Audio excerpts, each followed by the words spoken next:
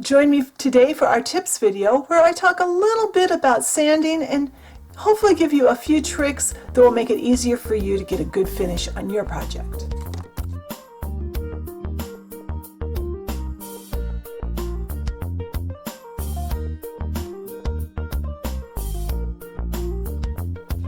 Alright, so I've still got some of the stuff here on my desk that I used for our tools video where I talked about some of my favorite sanding tools. So we're going to just look at a few things. Obviously, I'm not going to show you everything there is to do about sanding in just a couple of minutes on a video, but I want to give you a few hints. Piece of brown paper bag. Now usually I use this as a final sanding on a piece of furniture that I put a finish on, but I grabbed this dowel. I'm hoping I can get a little bit of a buffing on it, and I can definitely feel just from that little bit, I can feel a difference. It's amazing how much you can buff with one of these. They're real, piece of brown paper bag is really handy for that. This is a nail buffing block. It's made to buff your nails. And because it's slightly flexible, you're less apt to get flat edges. And that really makes a difference when you're sanding with it. These are both for finish sanding.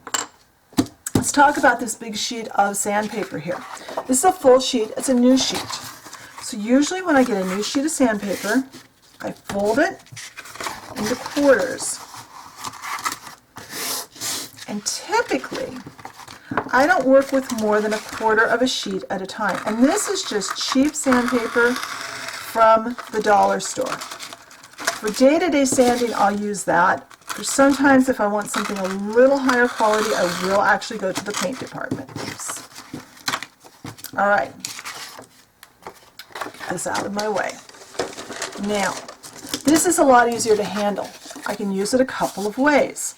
I can fold it and use it folded. But if I have a lot of sanding to do and I want to be sure that I don't manage to knock any edges off, maybe I've got a square piece, I need to make sure everything stays square, I'll tape this down to my work surface, someplace out of the way. Now normally I wouldn't be doing this on my desk, but for the video I am. Put it off to the side, out of your way, so I can be working here, and normally this would be over to the side of my work area. Now, I can do this by holding this straight up and down. I'm less apt to round edges than if I'm trying to hold the paper and sand. And it's quicker because I only have to use one hand. Works for pretty much any size piece of wood. Let's say we have, though, maybe we want to make a shape. Maybe I need to, for some reason, I've got a project where I need to have something, maybe this shape. Maybe it's, who knows what it is. All right, I don't want to cut that. That's going to be kind of a pain in the you-know-what to cut. I cut close to it. Didn't need to have that flying across my desk. Start by going on the side, and maybe I'll cut off a little bit of an angle. I cut outside of my line though. I don't cut all the way to my line. It's much easier to come in by sanding.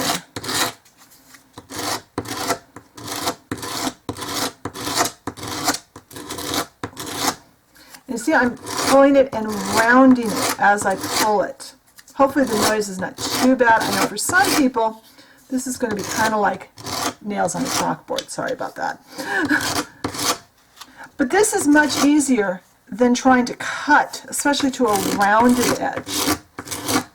You can see I'm just pulling it like this. And that didn't take very long to bring that right down to that pencil line. And that works on a lot of different shapes. And I might want to do the edge a little bit. Quick and easy. Now my emery boards. I love emery boards because I can get into skinny spots with them. I use these a lot for sanding. I also use them in my polymer clay. This I don't have to worry about rounding edges either because they're solid.